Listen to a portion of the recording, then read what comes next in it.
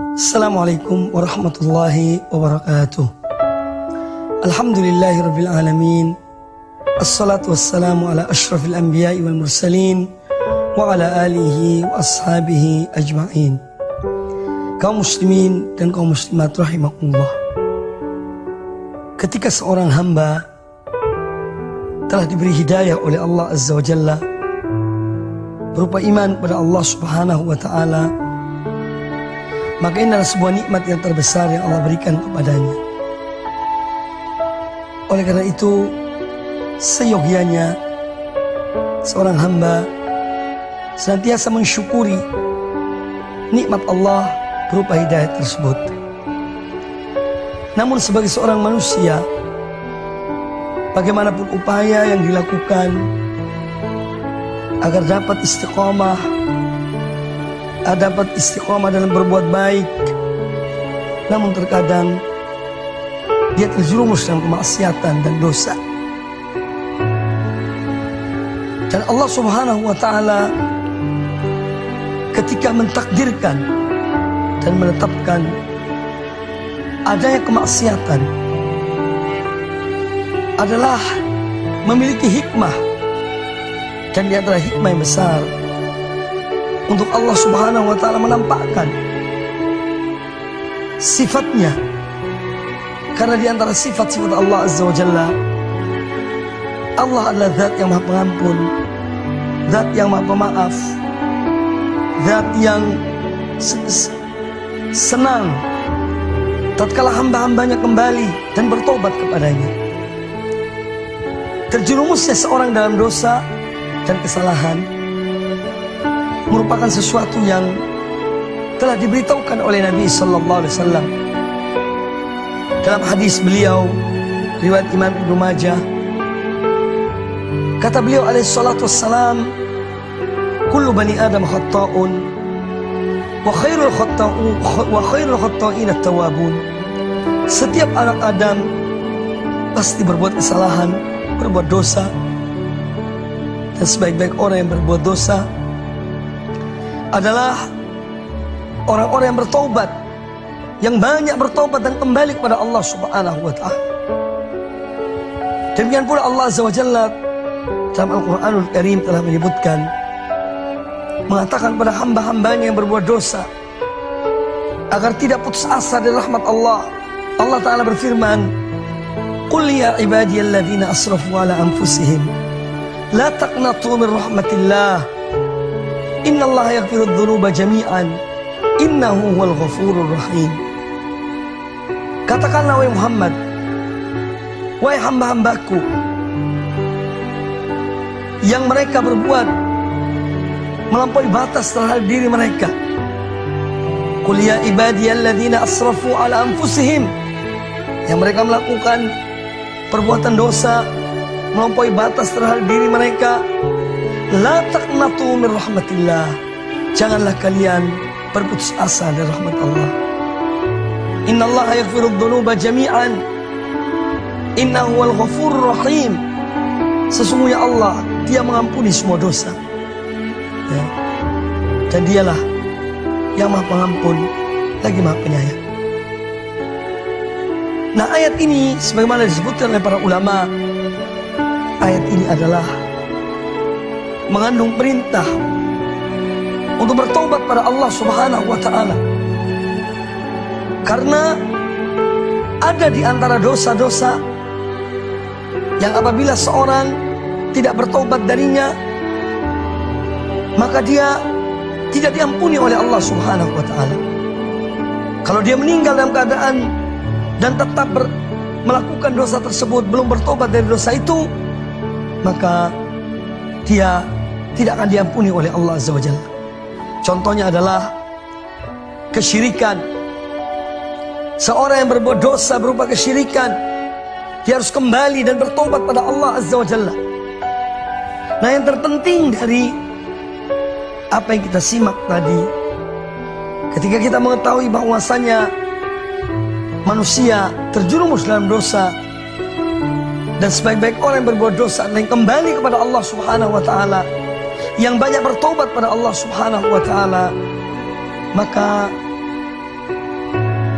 kewajiban seorang hamba yang mana dia tidak luput dari dosa dan kemaksiatan adalah dengan dia kembali kepada Allah Subhanahu wa ta'ala. Dia melakukan kebaikan, dia mengadakan perbuatan yang baik sesudah dia berbuat keburukan, sebagaimana disabdakan oleh Nabi sallallahu alaihi wasallam, wa atbi'is sayyi'atal hasanata tamhuha, dan ikutilah suatu perbuatan buruk dan engkau melakukan perbuatan yang baik. Para ulama menyebutkan melakukan perbuatan yang baik setelah melakukan perbuatan yang buruk, yang pertama adalah dengan bertaubat pada Allah Azza wa Jalla. Seorang mengakui akan dosanya dan kesalahannya. Yang kedua adalah dengan memperbanyak amal-amal kebaikan setelah seorang melakukan perbuatan dosa dan kesalahan.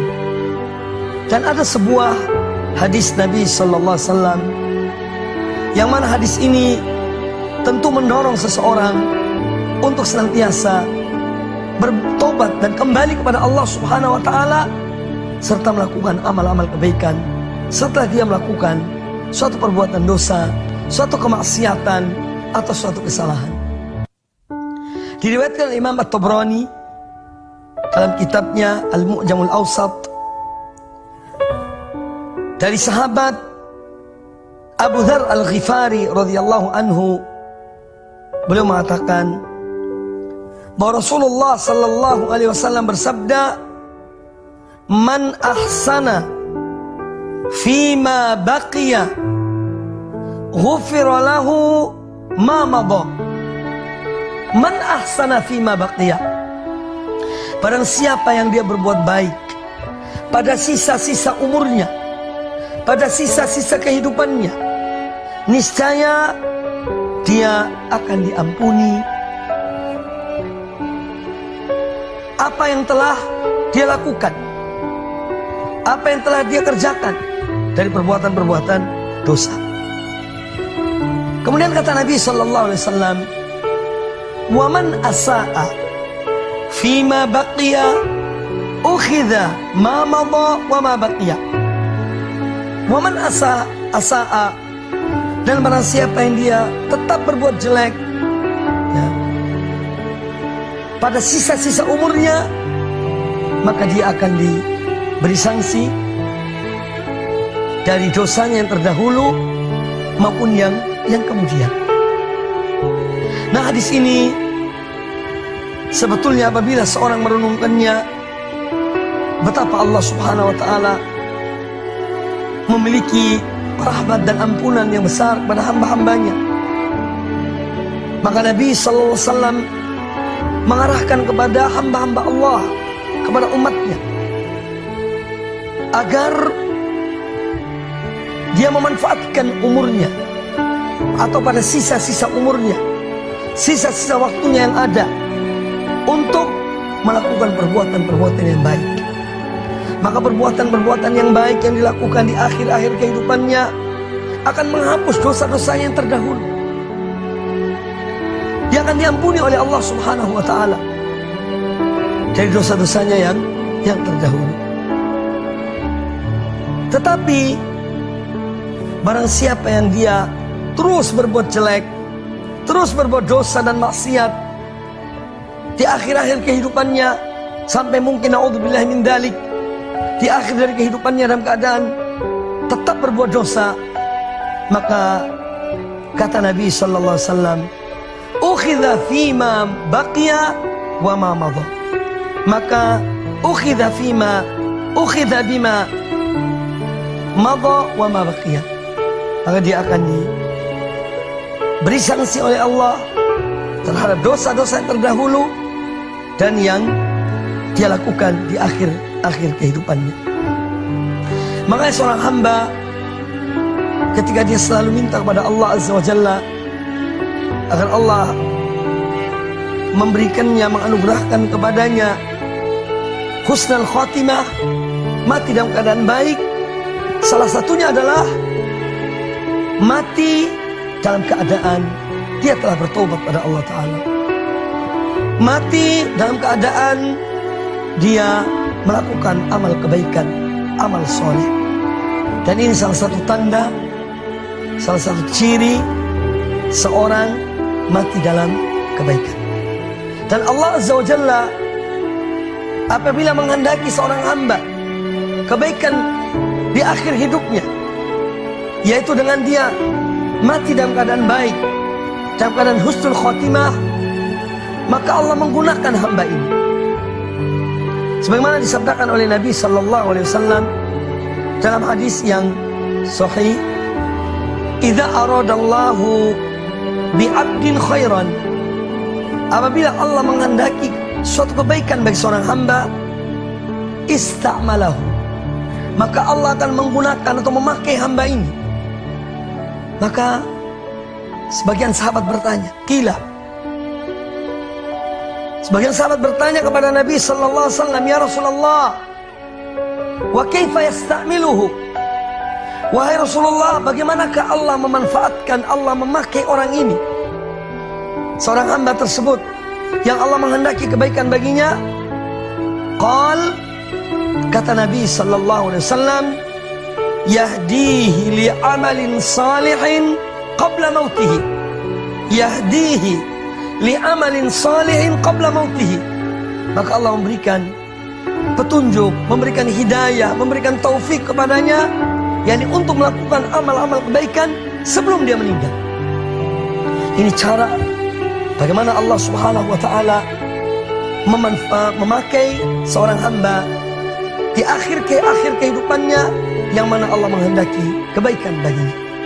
Maka itu kaum muslimin dan kaum muslimat rahimani wa rahimakumullah, tidak ada gading yang tidak retak, tidak ada manusia yang luput dari dosa dan maksiat kecuali orang-orang yang memang dipelihara dan dijaga oleh Allah Azza wa Jalla. Tetapi yang terbaik adalah bagaimana seorang menyadari dan menyesali perbuatan dosa yang pernah dia lakukan. Kemudian penyesalan itu menggiring dia, membawa dia kepada taubat, kepada amal kebaikan sampai akhir dari kehidupannya. Seorang yang pernah melakukan kesyirikan, tinggalkanlah kesyirikan itu. Hijrahlah dari kesyirikan kepada tauhid. Seorang yang mungkin melakukan perbuatan-perbuatan yang tidak dicontohkan oleh Nabi sallallahu alaihi wasallam, maka tinggalkanlah perbuatan itu. Hijrahlah dari perbuatan tersebut kepada sunnah Nabi sallallahu alaihi wasallam. Seorang yang pernah terjerumus dalam perbuatan-perbuatan dosa dan maksiat, hendaklah dia berhijrah dari perbuatan dosa tersebut kepada perbuatan ketaatan, sebagaimana yang disabdakan oleh Nabi sallallahu alaihi wasallam dalam hadis sahih riwayat Imam Muslim, "Wal muhajiru man hajara ma nahallahu an." Dan seorang yang berhijrah adalah orang yang meninggalkan apa yang dilarang, apa yang dilarang oleh Allah Subhanahu wa taala. Dia meninggalkan apa yang dilarang oleh Allah, dan dia tentu kembali kepada Allah dan melakukan ketaatan kepada Allah Ta'ala. Semoga Allah Azza wa Jalla senantiasa memberikan pada kita taufik, memberikan kekuatan untuk kita selalu kembali kepada Allah, menyesali perbuatan dosa yang kita lakukan, menyesali waktu dan umur kita yang berjalan, yang berlalu, ya. Dan di saat-saat itu mungkin kita melakukan dosa atau menyia-nyiakan kesempatan yang ada. Semoga semua itu diampuni oleh Allah Subhanahu wa taala, dan kita mengisi kehidupan kita adalah dengan beribadah kepada Allah Subhanahu wa taala sampai akhir dari kehidupan kita. Semoga apa yang disampaikan bermanfaat bagi kita semuanya. Aqulu qouli hadza wallahu taala a'lam. Wassalamualaikum warahmatullahi wabarakatuh.